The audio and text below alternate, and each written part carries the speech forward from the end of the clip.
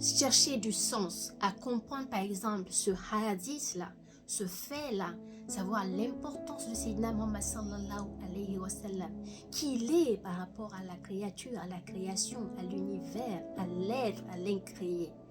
Qui il est, qu'est-ce qu'il représente moi pour moi dans cette religion, qu'est-ce qu'il est pour moi aujourd'hui, spirituellement en n'étant pas là.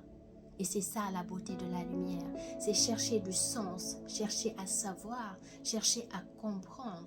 Et donc ça te donne le goût des choses.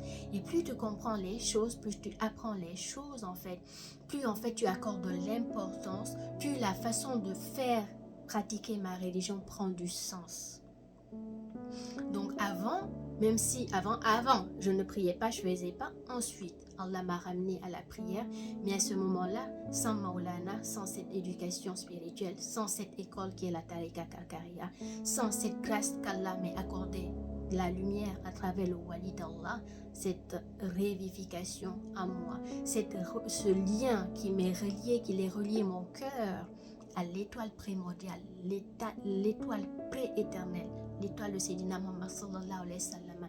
Je n'aurais jamais eu ce goût, ce sens, en fait, à apporter de l'importance à l'islam, de voir l'importance de l'islam, de comprendre l'islam dans une autre forme de facette, dans sa facette spirituelle, dans sa facette noble, dans sa facette douce, en fait, et comprendre celui qui l'a apporté, à travers qui il a été agréé par l'Éternel subhanahu wa ta'ala. Donc ça, je ne peux l'expliquer en fait, c'est du jour au jour que je le vis et à chaque jour ça évolue. Cette lumière donc du coup m'a permis à chercher du sens à ma religion, à chercher du sens à mes prières, à chercher du sens à mes actes d'adoration et à chercher du sens en fait dans tout ce cheminement qui est l'islam. Quelle est son étendue, quelle est son ampleur et se limite où. Et quand tu cherches ça par exemple, je me suis rendu compte que l'islam elle n'est qu'une facette de la religion. En fait, l'islam c'est la base, c'est le matériel. Ensuite, tu as l'iman qui est un autre niveau, un autre degré. Donc avec ses dimensions, avec ses pratiques, avec ses actes d'adoration, avec ses lois divines. Et au-delà de ça, après, tu as l'irsan, l'excellence. Parce que c'est Muhammad sallallahu alayhi wa sallam, on a un hadith où l'ange Jibril alayhi wa sallam est venu nous enseigner justement ça. En étant un homme, il a posé 5 questions et parmi ces 5, il y avait les 3. Qu'est-ce que l'islam? Sayyidina Muhammad sallallahu alayhi wa sallam a répondu. Il dit qu'est-ce qui est l'iman? Sayyidina Muhammad sallallahu alayhi wa sallam a répondu. Et il dit qu'est-ce qui est l'irsan? Sayyidina Muhammad sallallahu alayhi wa sallam a répondu.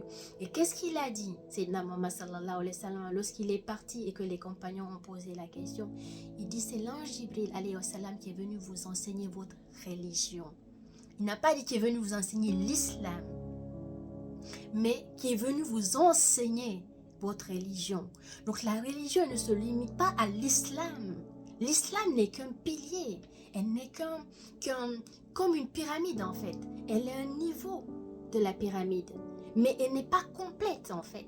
Il faut chercher à la compléter. Il faut compléter sa religion. Et pour ça, c'est l'islam qui commence. Après, il y a l'iman, la foi. Tu as l'irsan qui est l'excellence avec ses paliers, ses niveaux, ses degrés, ses vibrations, ses principes. Subhanallah. Comment j'ai compris tout ça? C'est par la baraka de cette lumière dans la vie, en fait. C'est par la baraka de l'éducation de l'éducateur spirituel. C'est Namomet Fauzia Kakayada Sallahu Sero qui agit à travers cette lumière. Parce qu'en fait, plus elle grandit en toi, plus en fait, elle manifeste des réalités, des compréhensions. Donc, ce qui me donne du goût aux choses. Quand tu pries, tu n'es pas la mécanique par exemple, tout ton esprit qui part, tes actes d'adoration, tu comprends des choses que tu ne comprenais pas, tu comprends le livre d'Allah, certains versets que tu ne comprenais pas, tout commence à prendre du sens et tout te ramène à Allah. Tout te ramène à Allah, tout te ramène à Allah. Mais tu vas passer par plein de choses, tu vas passer par plein de niveaux, tu vas passer par plein d'étapes. Mais il faut du goût, il faut du sens, il faut de la compréhension. Et c'est Muhammad sallallahu alayhi wa sallam, il a dit, je suis la cité de la science. Et c'est Ali karam Allah wajha, elle est la porte. aujourd'hui la porte, c'est Sayyidina Mohamed Fawzi Al-Kakirada Sallallahu, c'est lui qui a hérité de Sayyidina Mohamed Sallallahu alayhi wa sallam cette clé, cette porte-là, par la permission, la grâce d'Allah. Donc, pour revenir à ce que je veux dire, du coup, pour accéder à cette science, à ce secret-là, Sayyidina Mohamed Sallallahu alayhi wa sallam n'est pas venu apporter ça. Il a apporté la religion. Il a apporté le Coran. Et c'est à travers ça, en fait, tu rentres, tu commences à cheminer petit à petit par les convenances, c'est-à-dire les bons comportements, par les actes d'adoration, mais toute chose que tu dois faire, tu dois l'accompagner avec de l'adab, tu dois l'accompagner avec de la convenance, tu dois accorder avec la convenance, du respect, du goût, de l'importance. Si tu n'y accordes pas de l'importance, ça ne va se lever nulle part. Et c'est ce qu'il nous dit, Maulana, il nous dit tout le temps.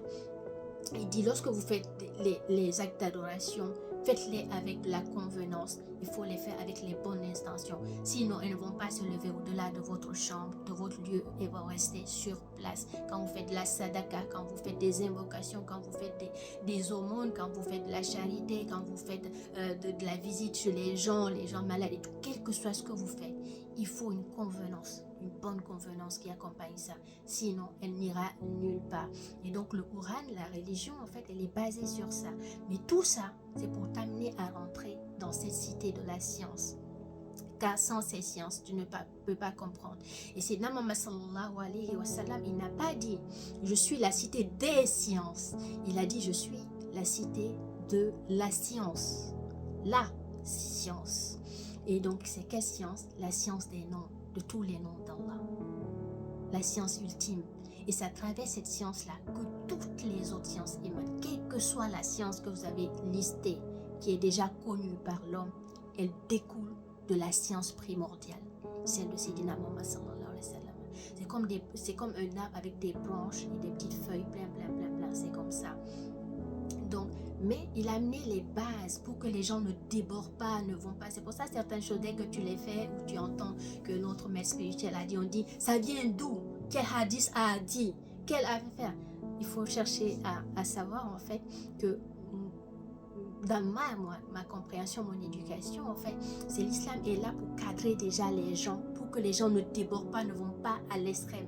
C'est pour ça que les gens, certains peuvent dire que l'islam, les religions sont là pour enfermer les gens, pour limiter les gens. Non, c'est pour cadrer les gens. C'est pour, en fait, mettre une barrière, en fait, parce que l'homme est un animal.